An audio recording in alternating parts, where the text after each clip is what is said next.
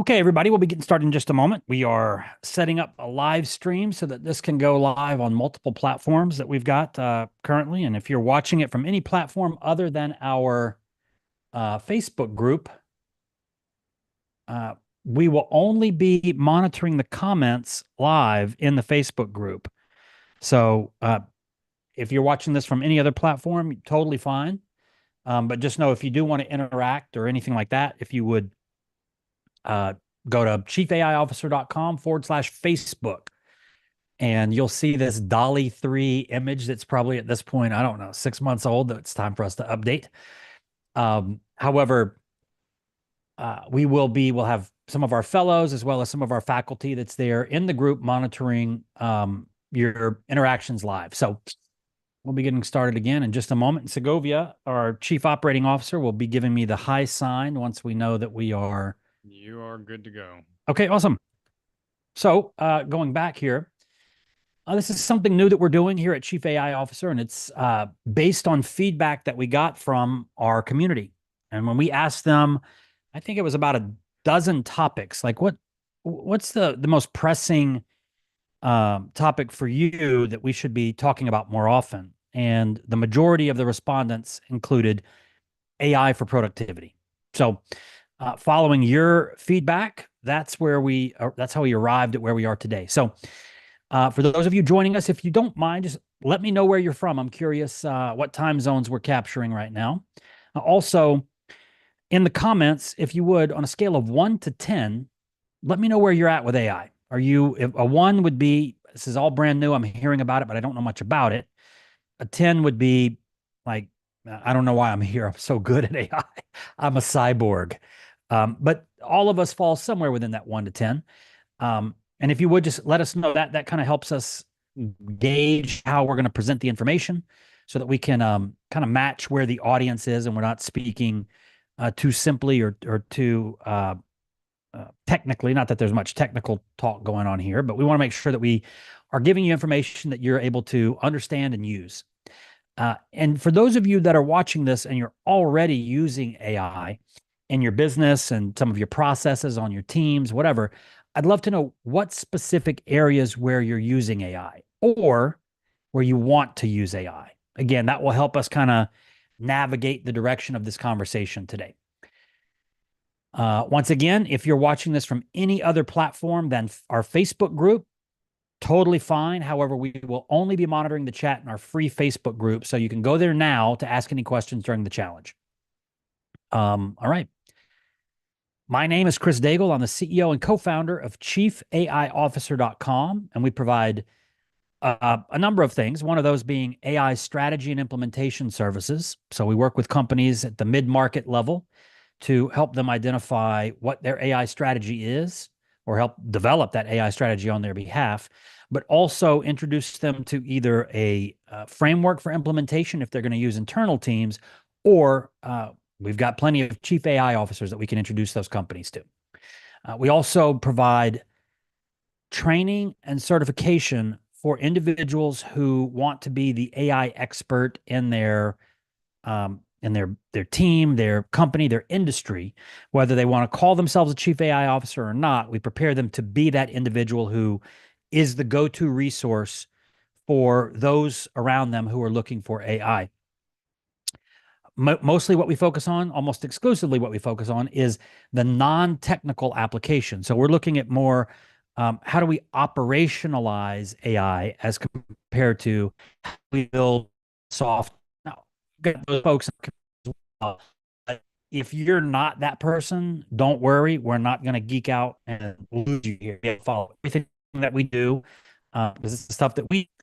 And then just as a fun, this image was AI generated using a tool called Secta.ai. Fantastic tool for that. We might actually talk a little bit about that today, but expect a podcast episode. I just interviewed the founder of Secta, Marco Jack, yesterday at our studios outside of Austin, Texas. So that will be coming shortly, but just a creative use of AI here to create these professional headshots.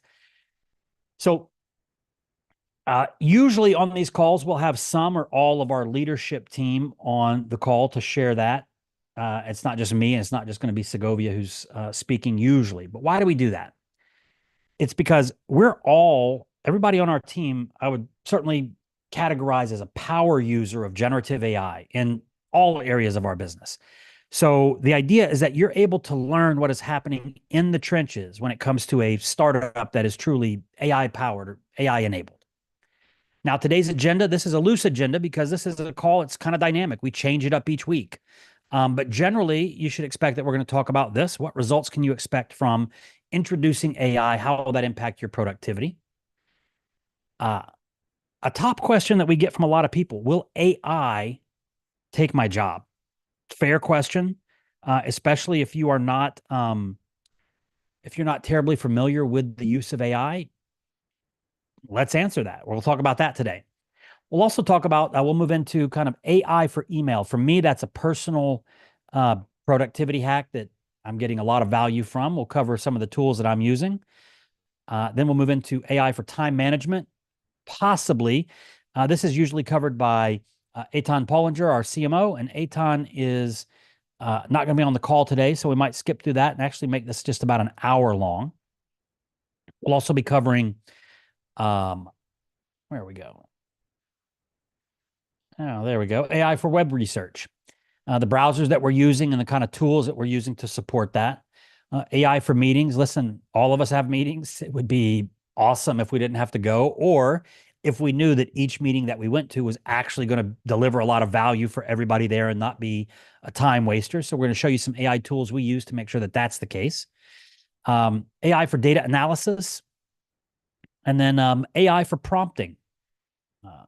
Okay, so moving into this, real quick, there's always, anytime there's a productivity webinar or book or anything like that, it's not usually just the people who need productivity that buy this. It's people that are already consider themselves productivity hackers. So if that's you, let's go off script here for a second. So do me a favor in the comments, if you think you're more productive than the average business professional, your peers, right? Just type more in the comments. I'm curious to see how many people are identifying as like dialed in as far as productivity. Now, if you think you have a lot of room for improvement when it comes to productivity, do me a favor and just type the word less. There's no shame here. I doubt your boss is watching this. So, but why is this important? Because all the research shows that the average employee, the average knowledge worker, which I would assume is everybody that's watching this, is spending at least 2.5 hours per day just looking for the information they need to do their job. When I first heard that stat, I was blown away. It didn't make a lot of sense to me, right? We've got technology at our fingertips. But I want you to think about it. How often throughout the day are you, oh, where was that document? Oh, I've got to get access. I don't have permissions for that. Or where did I store that? Oh my gosh, was it in an email? Did I get it in a text message? So when you start thinking about that and how much time you actually spend kind of hunting for the material you need to produce your deliverable, it starts to become an aha moment on why this productivity is so important and why this call is so important for everybody that's on it. But I mean, honestly, based on this fact that all of us are spending at least 2.5 hours per day just looking for the data, we should probably all be fired, right? No, I'm just kidding. So this is important though, because even if you consider yourself super productive, you're still probably spending more time than you realize doing things that AI could and should be helping you with. And honestly, when I asked if how productive you were if you typed in less, well, I'm not sure what you're getting done in a workday. So again, just kidding. But it's really to drive this home. You think, oh, well, productivity, it's a hobby or whatever. No, if this is you and you find yourself, which all research indicates this is you, that's me, it's everybody else that's on this call, that this is something important that you should be paying attention to. Now, so today what you're about to learn is, of course, how to use AI to create more time. This means that you'll have, from using the tools in the ways that we're going to teach you today, this means you'll have more time to, I don't know, spend it with the family. Maybe you actually have weekends again. Maybe you use that time, hint, hint, to upskill on AI so that you can put yourself in a position for promotion, career advancement. That's what all the benefits that come from being an AI enabled, AI literate employee, knowledge worker, leader.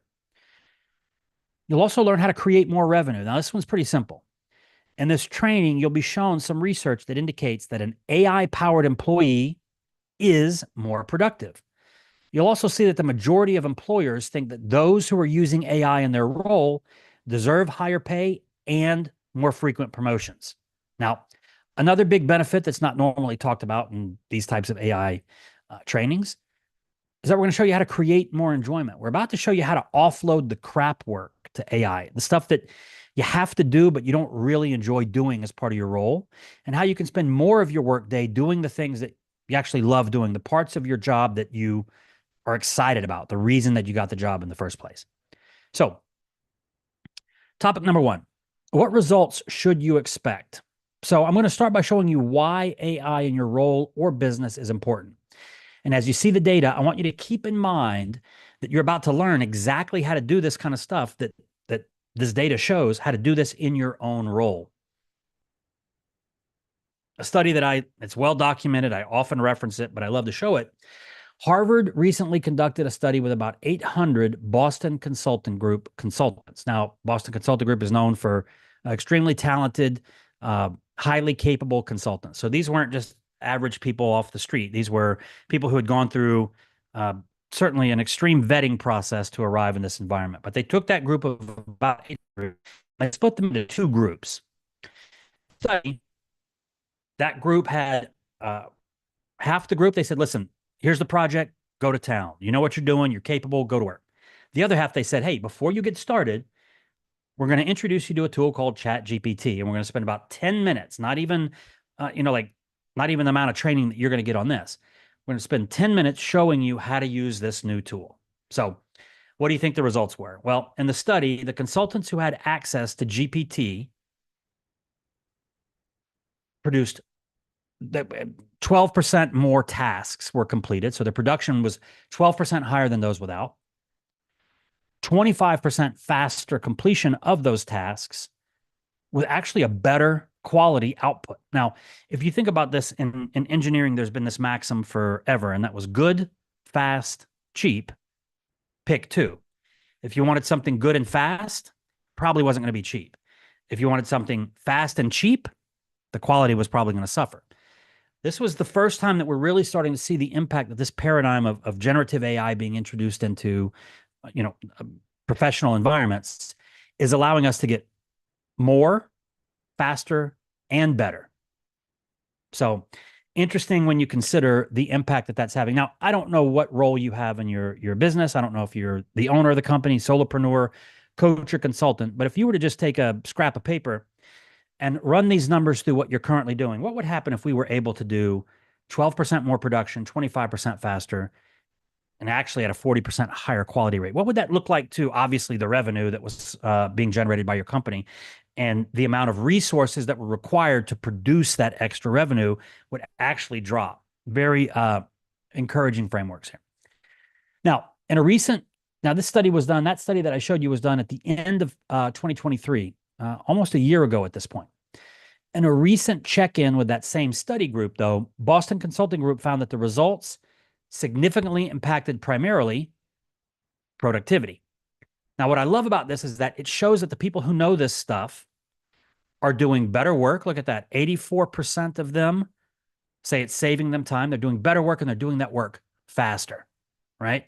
And they're enjoying their role more because they're spending less time doing the crap work, the administrative tasks that nobody likes doing. So remember, I showed you we're going to show you how to create more time, create more revenue, and create more enjoyment.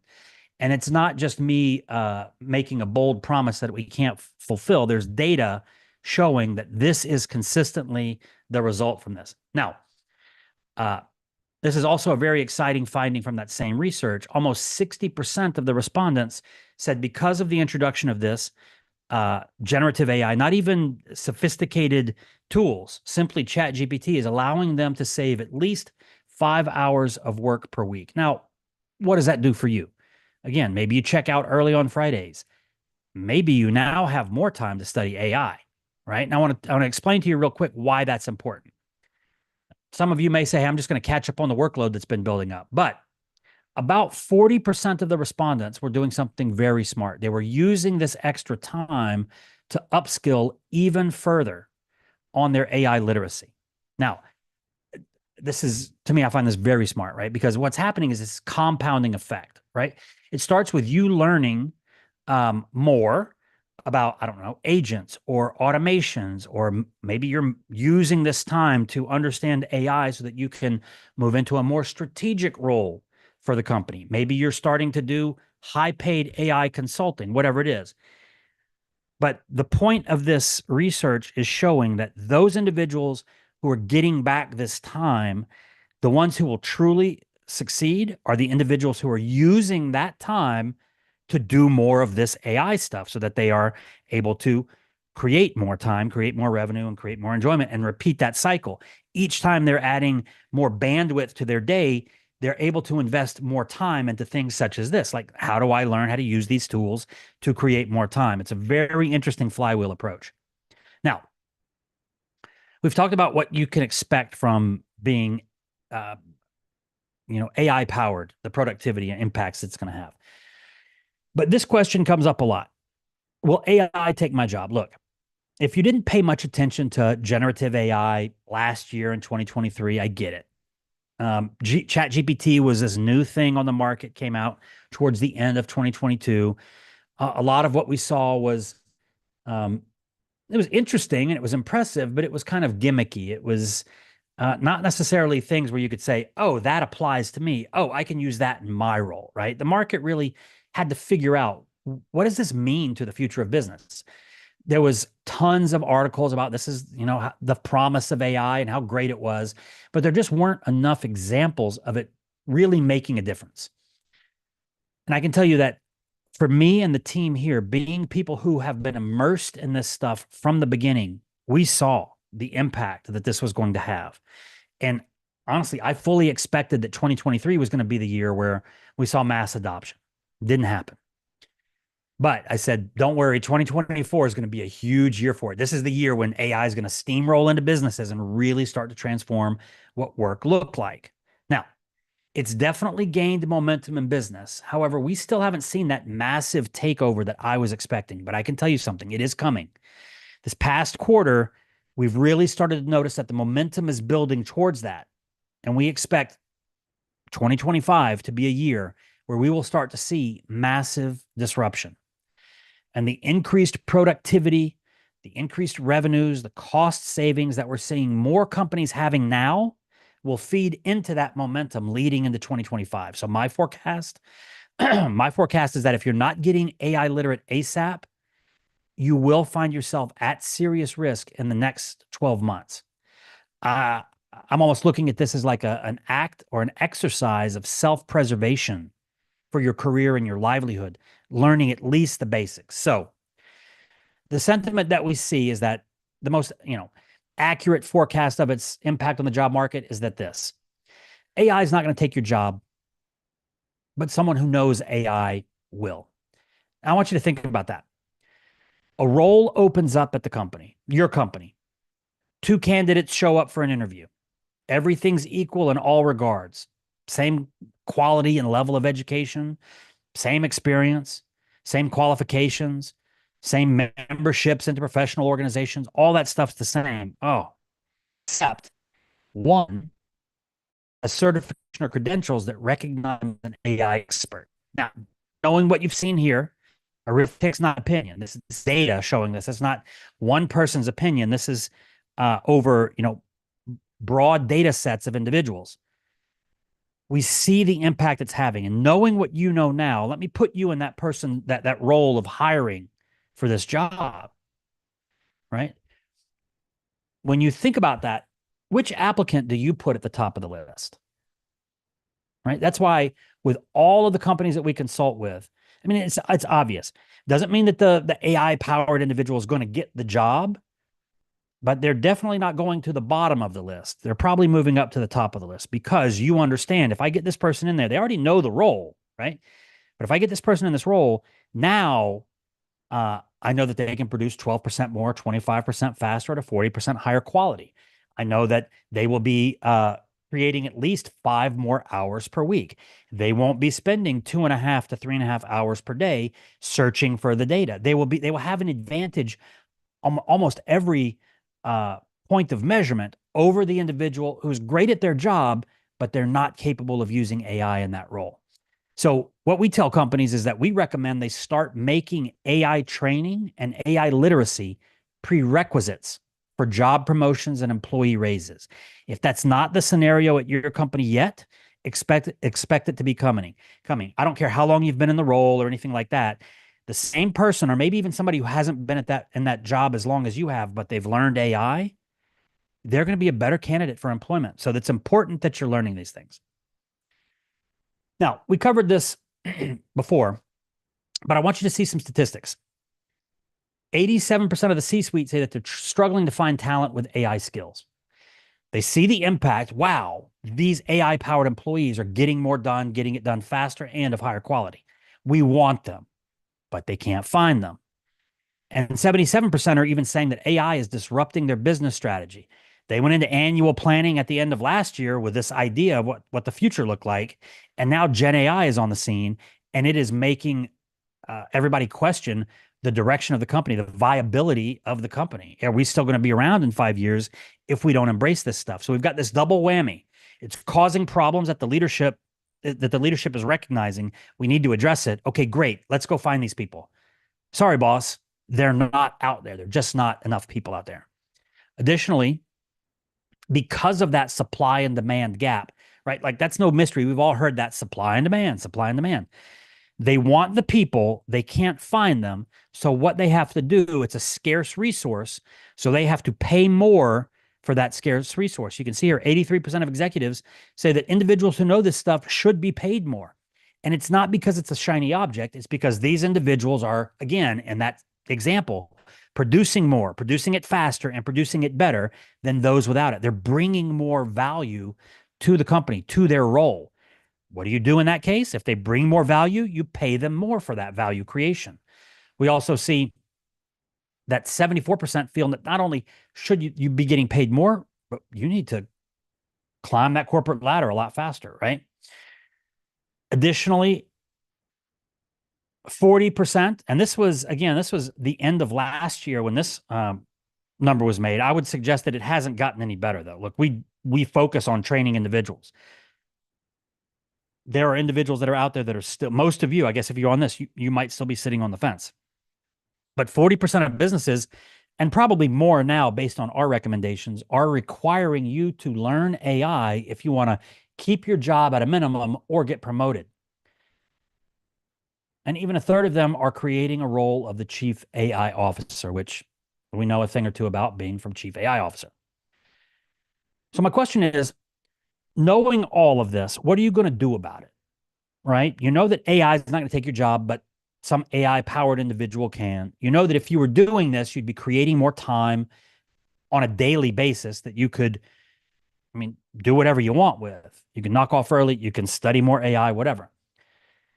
Being here is a great start, but actually doing the things that we're about to teach you is the next step. So maybe you're saying, I don't know, maybe you're like, I don't have time to do this. I can watch this, but who's got time to learn something else? I'm busy. Nobody's got bandwidth. They've got me on all these projects. We're struggling to keep up. We're struggling with growth, whatever those things might be. But I can tell you that if you're thinking that you don't have time, if you learn how to start doing what you're about to learn, that will give you the time. It's this virtuous loop, virtuous cycle. I spend a little time learning this. Wow, now I've got more time to spend more time learning this, to get back more time that I can devote to learning this more. You see how this starts to really compound. So the goal of today's training, of course, productivity is on the menu. But in the process of this, of you learning AI for productivity, you're going to learn how to do something that we call thinking in AI. It's a phrase that we've coined from our experience of people just like you. It's when someone has that aha moment, right? And they start making the connections. They see the impact that AI is having from a demo or from, they read an article, they watch a YouTube video, whatever, and they're like, oh, AI can help me with this. oh, wait a minute, I should use AI for that answer. Can it help me with that task? All of those types of things. And when you start to make that transition, you are elevating into the new paradigm of work. So let's get started with the first productivity hack: email. Email is something that we all have to use. However, I don't think anybody on here would say that email was their favorite communication line or their best way to communicate. There's just too much noise. And I was curious, for me, for a decade, I've had 10,000 plus emails in my inbox. It doesn't seem to change. But I was looking, is this just me or what? So I did some research, and depending on whose research you follow, like in this case, Microsoft says that in 2024, the average employee is spending almost 9 hours per week on email. That's over 20% of the time that you're, on the clock being spent in your inbox. Now, Adobe, their research said it was closer to 15 hours a week. Regardless, I think we can say that reducing the amount of time we spend on emails could be a huge time saver. Now, how are we doing that? The tool that I'm recommending using internally is Superhuman. And we're going to run through a few examples of Superhuman in just a moment. But you don't necessarily need Superhuman. There's ways you can use ChatGPT to help you summarize and write responses to emails and that sort of thing. And that's great, but that's not the most efficient way. It does help. We've got prompts in our Prompt Vault software that you'll actually get shortly from attending this today that will help you do this. But this is Superhuman, and their claim is that you'll get back 4 hours per week simply from your interaction with your inbox.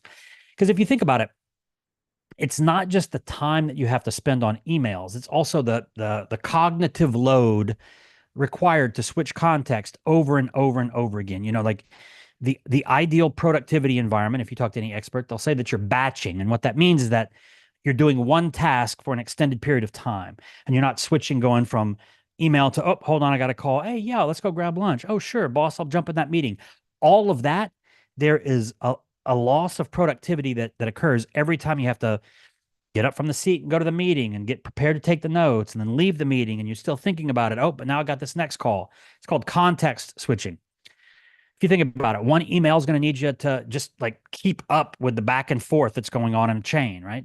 One email, the next one may be about scheduling a meeting. So now I have to go check my calendar and figure out, oh, I can't do that. Oh, can you do it then? We're all doing these things, right?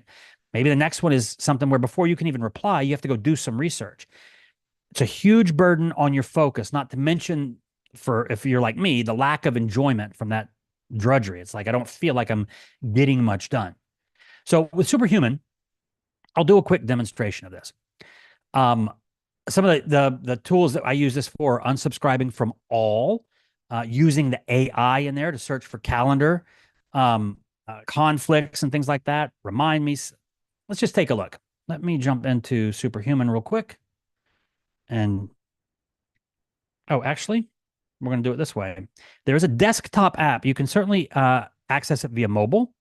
You can access it via a web browser, or you can access it via in my case, I'm going to use the Mac app. Let me share my screen here. And where are you? Superhuman. Okay.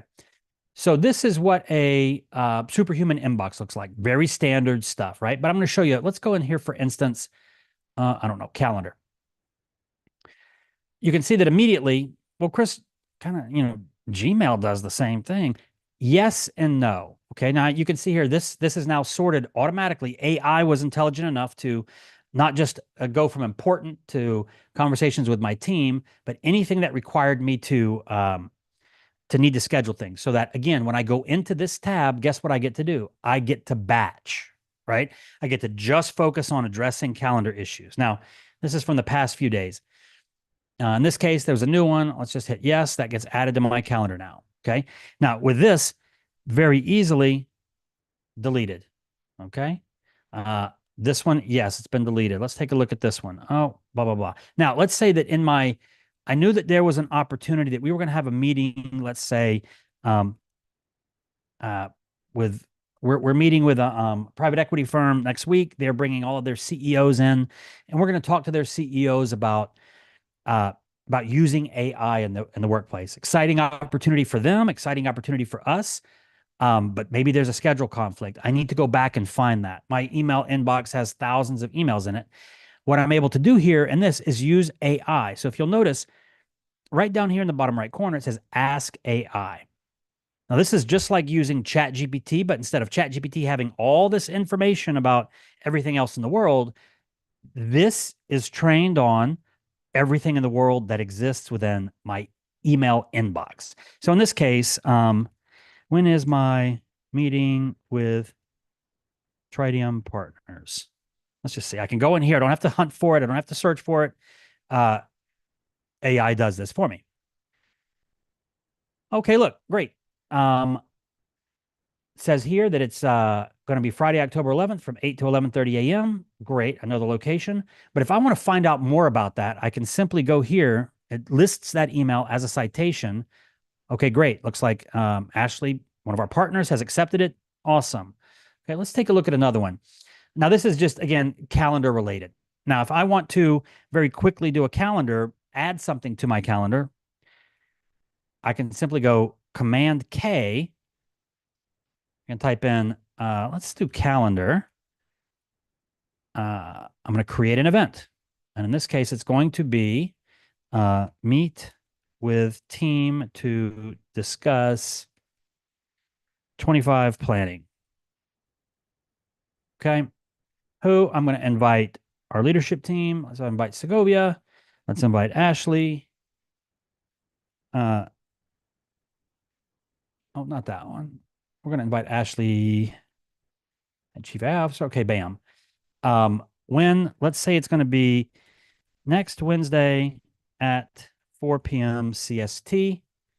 And you'll notice that I've integrated this with my Zoom, so it's going to by default include that in there.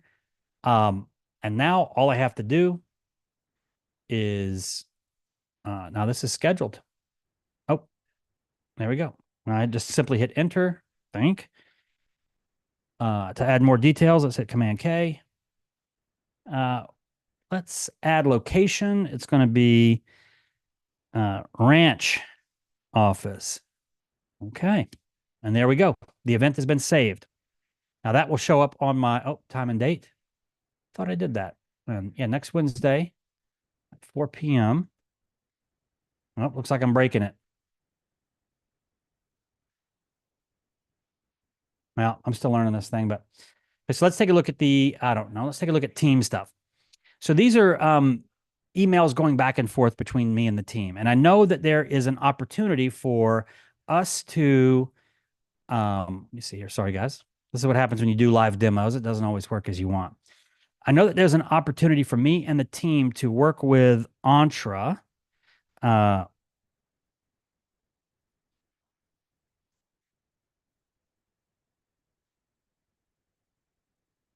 Let's see what it comes up with. So you get it. Like, it would be kind of nice to be able to chat with your inbox and just say, hey, where was that email where we talked about this? Where was that email where we talked about that? Some of the other commands while it's doing that search that you can do here. One that I like a lot, unsub. We have to do this all the time, right? So one of the things that they do within here is you have the ability to unsubscribe and trash everything. I'm not going to do that for Segovia, but so in a general email inbox, you're going to unsubscribe. You're not getting more, but you've still got all of those newsletters that you didn't want before. With this, there's one command. I can not only unsubscribe and it'll clear out all the trash from before. Another one, when creating an email, which I like a lot, is this idea of a snippet. And a snippet is a pre-prepared, let's say in this case, one of the things that we do regularly is when I'm doing business development and somebody says, hey, well, tell me about your company. I wrote an email that has links to all of the resources that we've got and it's a lot. You know, we've got a free book that we give away, the Chief AI Officer Blueprint. We've got a fantastic podcast. We've got a free community. We've got smart cuts. We've got prompt packs. We've got all those types of things that we do, right? So instead of having to type that out or copy and paste, again, context switching. Oh, where's that document? Oh, I have to go into G Drive, find that, go in there, like all of that, taking time. I'm able to just do this. Bam. send it to the individual and just say, hey, here's where you can get VIP access to a lot of what we're doing over here to educate. Um, say, like, again, a lot of what this productivity is with generative AI, it's got nothing to do with, oh, now I can push a button and go work from the beach. It's got to do with, I'm saving 5 minutes here, I'm saving 50 minutes here, I'm saving 3 hours a week here. It's this compounding. It's all of these things that you do from thinking in AI. Oh, I can add this. Oh, we could put this together. Oh, we don't have to do that anymore. AI can handle that. So I'm not going to go through all of the opportunities that exist here in Superhuman, but there's a ton of them. And as we continue to learn them, I'm going to continue to share them. Am I saving 4 hours a week in my inbox? Um, Tough to say, because honestly, I was avoiding my inbox before because it felt like such a drag. Now I can get in there in 5 to 15 minutes a day, 5 to 15, and get through everything that I need to get done to keep the business moving forward and those sorts of things. Now, um, there are other tools out there. This just happens to be the one that we're testing with and that I like a lot. Now, let me go back to sharing my presentation here. There we go. And let's share that with you. And then we're going to move on to the next tool here. Let me see if I can figure out how to share. 1 second, guys. There we go. Share. Haha. Let's move into Rise is a tool. We're not going to talk about Rise today. It was a tool that we talked about last week that was a favorite of our team member, Eitan. Eitan was sharing how he's using this. It was a big hit. We're going to actually have this available as a replay in the free community, that section. Let's see here. We'll move into AI for web and research. Now, Segovia is going to address the use of a browser that you may not be familiar with. And you think, a browser, how big of a deal is that? How's that going to help me with productivity? But the reality is it does. We all use them. Now let's use AI to make them less an environment of distraction. So I'm going to turn it over to Segovia to share his screen. Can you hear me? Yes, sir. All right, all right. Welcome, everybody. Thanks for sticking around. So I'm going to actually throw a bonus in here as a twofer. Let's see if I can share a section of my screen portion. All right, so you're seeing a section of my screen, which is enough to be able to switch back and forth and show you some of the pop-ups that come up. So what I want to talk about is Arc. And this is not the first time I'm talking about it, as last week I introduced Arc on a similar call on Thursday for AI productivity. And if you are inside our community, let me just reference this one. If you have got this far in the stream and you're watching on Twitter, you're watching on LinkedIn, you're watching anywhere, and you're not able to participate in the chat, you can head over to, chiefaiofficer.com/Facebook. And that'll get you into our Facebook group. It's called Using AI at Work. And then from there, you can find the stream and you can participate with other people that are chatting amongst while we're doing this.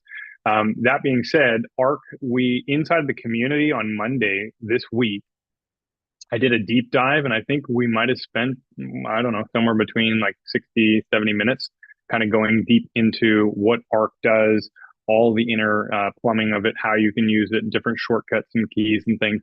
I'm not going to be able to go into that depth right now, but I do want to introduce the concept of Arc, which is we all use browsers, right? Browser is almost like a window that we don't even realize we're looking through the window. It's like when you see out the window, you see all the things that are out there. You don't focus on the pane of glass right in front of you.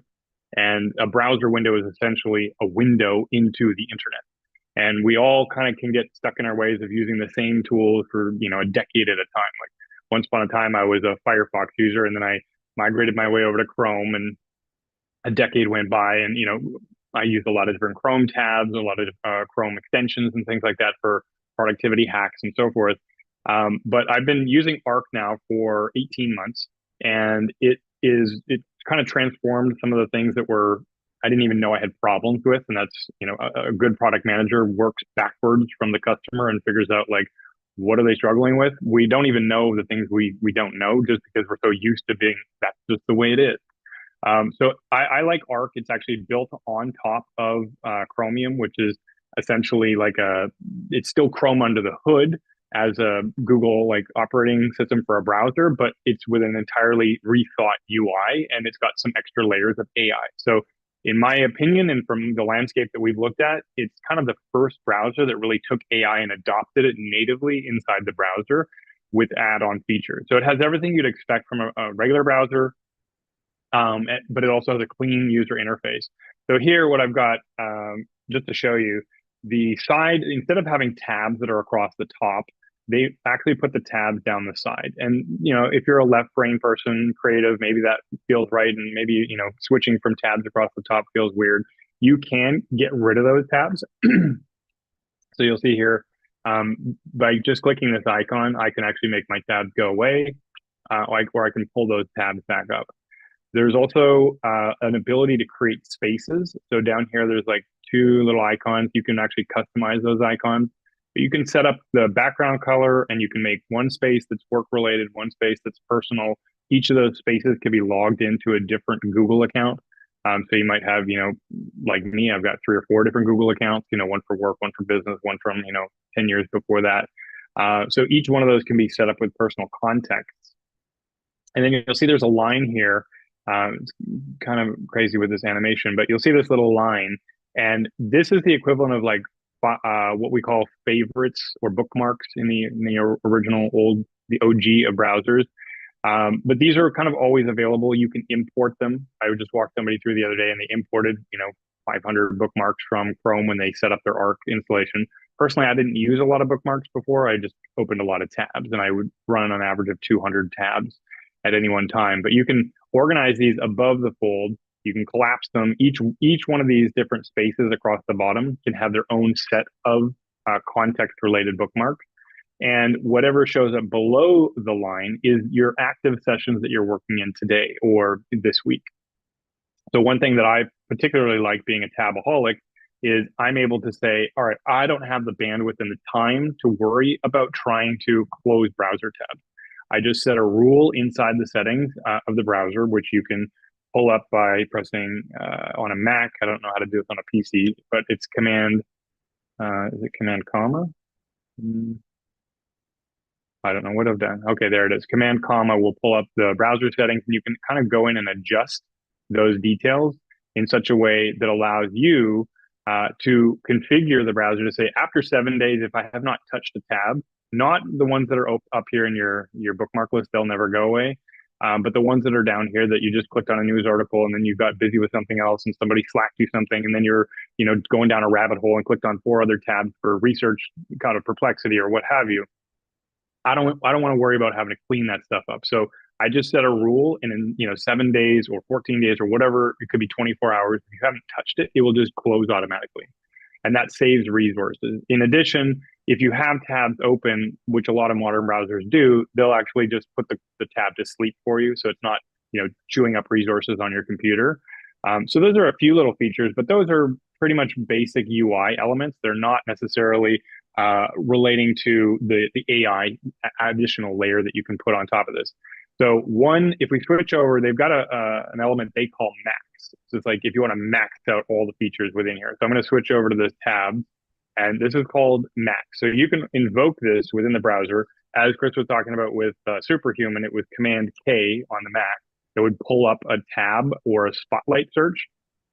In this browser in Arc, you will go Command T, and it will pull that up right for you. So you can now search anything. And what I like is Perplexity being, did you plex that instead of, did you Google that? So we're using Perplexity a lot.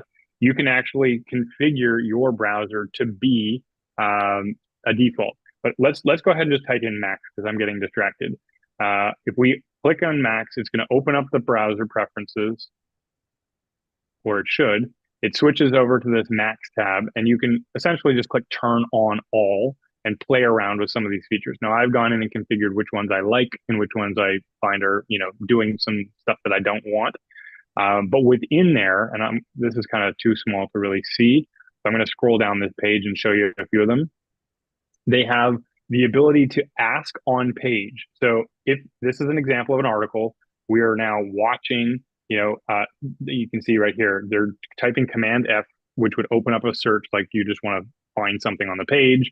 And rather than only looking down the page for, oh, there's a word that you just asked, you're actually able to invoke a layer of like ChatGPT, an LLM on top of that page and ask questions of the page. And it'll use the corpus knowledge of all the text on that page to consolidate and give you an answer. Whether, I mean, obviously there has to be some relevant information on the page to be able to come up with an answer, but that's one aspect, which is native. So you don't have to go outside, copy and paste an entire article, go to ChatGPT or Perplexity, paste it and say, have a dialogue with it. You can do it natively in the browser. They've got this thing called 5-second preview, and that allows you to hover over, if you're in a Google search result or on any page that has a link that goes from one point to another, you can just hover over it, and in a couple seconds, it'll actually start to search, go to that page, pull up the image, the description and things. So you don't necessarily have to click through on the results, which makes, looking around corners more possible. The Ask GPT, okay, you can start typing. This is another cool thing. So I'm going to back this one out and say, if we bring up those preferences again, there are two tools that I use more than any other, besides obviously everything happens inside the browser. But you can see here, if we go under general, the first thing I would recommend you do is go to profile settings and switch your default search engine from Google to Perplexity. What does that do? It means that when you type in, what is a CAIO, okay? When you type in a search, and I've just pressed Command T to invoke the Spotlight search, and I hit enter, it's automatically going to pull up Perplexity instead of Google, and it's going to hit search so that I don't have to, and it's going to give me the results back. Okay, great. So I've got my results. That's nice. That's convenient. But even cooler, when you turn on that max feature, if you type in chat, actually, let me just go back here. So I'll type it again. What is a Chief AI Officer or a CAIO? I can type Command T, and this time I'll type Chat GPT, and then I'm not going to hit enter and go to the website. I'm going to hit tab. It like converts it over to this green, element which says I'm about to ask this question of ChatGPT, and I'll paste what I asked to the other one, which is what is a CAIO. Hit enter, and now it's doing the same thing. It's going directly to ChatGPT. I've already logged in on my session. It's put the search in on my behalf, and it's giving me the answer back. So I almost get 2 for 1 here. I get the Perplexity as the default, and I can quickly, within a couple of keystrokes, invoke a ChatGPT conversation, which is super helpful and makes life a lot faster. I don't need to have a bunch of tabs open, keep them open, and go back to those tabs. I can just open them up real quick. Chris, I know we wanted to keep this shorter. Did you, because I did prepare a couple other tabs, which I could go through, which was related to SECTA, because I know our team was asking me for headshots, and I recently did that over the weekend. Sure. Did you want me to switch into that? Yeah, that would be great. And folks, like I mentioned earlier, the founder of SECTA is going to be the guest on our podcast that gets released next week. So perfect timing. All right. So I would assume this is probably who you interviewed. That's Marco. Yep. Marco, here we go. Yep. So what is SECTA? Okay, so our team was putting up some social media, and in order for them, to make a nice little graphic of, here's some people that are going to be on this this call that's coming up next week or what have you, they wanted headshots. And unfortunately, my headshot was like super cropped, and they didn't get any like 3/4 length. They couldn't put, everybody else was in a 3/4 shot, and I only had a very tight headshot. So they didn't have any other assets from me. And I was like, okay, just skip me. They can get me in the next round, right? And then I had to quickly go and say, it's time for me to get some new headshots. It's been a while. It's been maybe a decade actually since I've had really good, photography headshots. And that's the kind where you go, you find a photographer, you get some referrals, you find somebody who's good. They got a studio, they do a drop cloth, maybe they do a green screen, maybe they walk outside, they do some outside shots. And it costs you anywhere from $300 and up. And you got to go and, figure out your wardrobe. You got to do all these clothing changes. I mean, it's a racket. And if you want new clothes, well, then you got to do a day of shopping in advance. You could easily drop $1,000 with clothing and the actual photo shoot. Here, I'm like, oh, I need this thing immediately. We're doing some banners up for the web. I got to get this done. I was able to upload a handful of pretty not so great, like, selfie shots and, random shots, even people that are like, my arm around them, they're right here in the shot with me, but their head is not like, pressed up against mine or whatever. As long as there's, some differentiation between you and anybody else in the shot, their AI tool will just zoom in on you and figure it out, and then make up a suite of images of your face at kind of different angles. And they want about 25, maybe 30 shots. And what'll happen is those shots could be, you can see how amazingly awesome that little outdoor shot is, converted into very high quality, with all kinds of different outfits, different background lighting, indoor, outdoor, studio, the whole 9 yards. So this is a pretty amazing tool, and we featured this and we've talked about it before. They've got, well, but now I've actually got an account, so I can kind of show you a little bit behind the scenes. For $49, that's what it costs. If you were to go, again, find any photographer in the real world and say, hey, can you do like a 2.5 to 3 hour shoot with me, and 10 wardrobe changes for $49, they would just like laugh you out of the studio. It's just, there's no way. Like they'd be like $400 and No way. $500 maybe, or could you chase me all over the park and take pictures of me? Like that's not going to happen either. So for $49, and then think about photos in the way you think about processing time. You can actually pay more if you need the photos, like when you got that Kodak and you pulled it out of the film and you went down to the local photo processing, wherever that was. I can't remember how we used to get photos done, but it would be like you could have it done in 7 days, or you could have it done in 3 days, or they charge you more if you wanted it done in 24 hours. So in a similar fashion, they actually have some speed and time ratio. If you want it done in 60 minutes, it'll be faster. If you want it done in 2 hours, it'll be a little slower. So you can speed that up with a few dollars. And then once you're in there, so here's me, I'm now logged into my account. You can kind of see what's going on. They have these different styles. So I'll pull this one up on the side.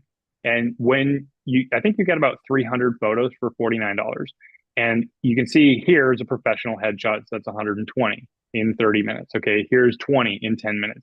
So after you've uploaded your 25 or 30 shots, you can scroll through these different categories and say, oh, I want to look like I'm a speaker on a big stage. Here's a conference speaker shot. I want some casual stuff. I want to look like I'm a doctor. Thanks. Didn't go that career path. Some nighttime shots. They've got color themes, red, white, purple, pink, all these different things. I think, Chris, you probably did this punk fashion. Was that the one you were doing? No, but I will. I thought, I was looking at some of your backgrounds. I was like, which ones did you actually go with? Because you had like nighttime city lights and cool colors. Yeah. I was more conservative. I did probably something in the range of like business, there was here's one in a server room if you want to look all like geeked out. But you essentially, each of these has, sometimes between 20 and as many as like 100 to 120 photos that you can grab. And you'll just select a few of these. So within the allowance, I think you get 3 different buckets that you can grab. And then after that, you can process more photos. You can upgrade and buy, additional shots. So if I come down here, I'm still within my window of I can upgrade 39. I think you get like 45 days. And for $3.99 a month, you can just keep, going and tweaking things. If you want to generate more styles for $10 a month, you can generate up to 5 different photo shoots every month. So if you're, putting a lot of stuff out there and you're in social and you want to, kind of change it up seasonally based on different things, and they're constantly coming out with more of these packages. So every month they release new packages, and it'll be like, oh, it's Halloween. Well, now they got the orange, themed pumpkin version or whatever. I don't know if they actually put you in costumes, but that's sort of the idea behind it. So it's pretty cool. The maxed unlimited package lets you do remixing with all of the stuff. So if you wanted to change your hairstyle, if you wanted to remove the background, if you want to upscale that image because you're not just using it on the web, you're going to blow this up on the side of a bench because you're a realtor and you're getting plastered all over town, right? You can upscale those to 300 DPI, and you can even take whatever they do in a shot. Here's an example. Let me go back and close this. If you were to take a shot and say, all right, here, this is not my favorite shoot, but let's find one. Let's grab this one. Okay, so if I said, oh, I need this, but I need it in landscape, you can have it render out and redraw the whole window. This is cropped in, but I could go all the way out to the edges here on both sides using AI. It'll just fill in the rest of the window and maybe a picture of a tree or maybe a chair in the room. So there's a lot of different things that can be done there. As you go through these different, areas, so you can see I've got the sunroom moment. I've got the chief AI officer, or wait, I can't see chief executive officer. I can't even see CEO without saying CAIO. Yeah. And then I've got some professional shots that are more casual. So you can zoom in on those. You can add them to your favorites. You can even take those and share them. So if you like a shot, you can copy that, open up a new tab, and paste it in and share that on Slack and say, hey, do you think this is appropriate? Like, do you want to use this for the social thing that we're working on, what have you? And then these are all downloadable. So that's kind of Secta in a nutshell. I'm sure, Chris, you got a whole lot to go into when you interviewed Marco, but I think that's a good start for people if you wanted to go behind the scenes and see exactly what's happening here. The last thing I would just say real quick is when you're in there, if you take a single shot and say, I love this shot, but you know what, there's something weird going on, like that's not a scar that I have, maybe looks like one.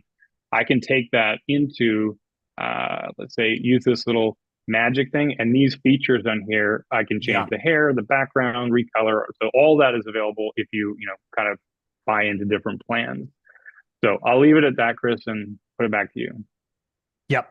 So here's what we do with chief AI officers, right?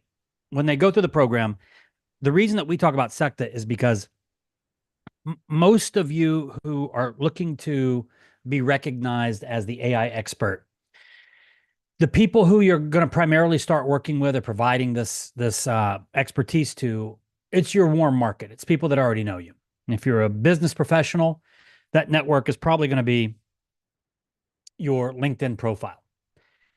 If they go to your LinkedIn profile and they see, as in Segovia's case, it was a headshot from 10 years ago and it wasn't even that like a great quality photo or whatever, it's a reflection on you as a professional. There used to be I don't know if anybody remembers the Head and Shoulders commercial that used to say, you never get a second chance to make a first impression. So for $49 for all these unlimited shots is an opportunity for you to make sure that that first impression as a client, as a potential employer, as somebody who's exploring working with your company and you're the one they're going to interview with, whatever it is, that personal brand presence that you have, if it is not coming across as professional, it's coming across as unprofessional.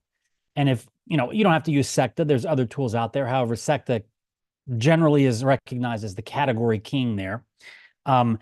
You may think that it's frivolous or novel, but there is, especially like if you are anything where you're presenting to the public or anything like that, if people are able to see these professional quality images, the perception is, oh, Chris is a professional. Wow, he cares about his personal brand. Wow, he looks like he's somebody that's taking care of business. So for $49, it's a very simple and ineffective, the last time I went and did, simple and inexpensive way to level up your personal brand. Last time I went and did it the old-fashioned way was about 3 years ago. I think it was during COVID. I think I spent $600 for the time, just the time. It was awkward. I'm not the guy that likes to be in front of the camera and all that kind of stuff. So this makes it very easy for you to, in 10 minutes, have essentially probably all the professional photos you'd ever need for the rest of your career. Now, one more tool that we're going to talk about, it's coming up on an hour. And honestly, here's what we're going to do. We've got so many tools that there's no way I'm going to be able to cover them all today. This was an experiment for us to do these on Thursdays. It's a free call. We cover the tools. I'd love the feedback on what categories that you guys want to see more productivity discussions around how to use the AI tools. That will inform future sessions. And we discuss this kind of stuff all the time in our free community, which it's very easy to find, chiefaiofficer.com/community. These are the types of things that we're talking about in that world. If these are the types of things that you're interested in, I would suggest join the free community, get involved in the conversation, lurk, see what other people are posting. The education that you'll get for free there is, there's a few things. One, it's not a bunch of neat things, but don't really apply to your role. It's not going to be a bunch of people trying to sell you stuff. You get in some of these groups and everybody's like hitting you up, hey, I want to sell you a bot or whatever. It's none of that kind of stuff. This is truly an educational, collaborative educational learning environment for non-technical business professionals. If you think that that describes you, come join the community, check it out. Say hello. I'm in there regularly. Segovia is, as is the rest of our leadership team. And honestly, almost every chief AI officer graduate that has ever gone through our program participates in the conversations there. And I think that you'll find once you're kind of plugged into our culture, you're going to see that it's very supportive. These chief AI officers that are still there, they're not getting paid by us to support you. They're getting value out of being recognized as somebody that's helpful and generous with their time and expertise in that space. So love to see you there. Thank you so much for joining us for this. We plan on doing these every Thursday. If we don't end up doing them on Thursdays, you'll know about it in advance. But that's what we're doing. We're building in public. We're testing things out. We're interacting with the community, not just ours, but AI enthusiasts and AI curious individuals at large. We're seeing what they want, and we're seeing if we can fill those gaps in the marketplace. If you are interested in exploring what it means to be a chief AI officer, or to expand your career opportunities or consulting opportunities, chief AI officer role and the expertise that you'll gain from the certification is a great way to do that. So with that, everybody, thank you so much. Plug in. We're here to help you, and we'll see you on next week's productivity session.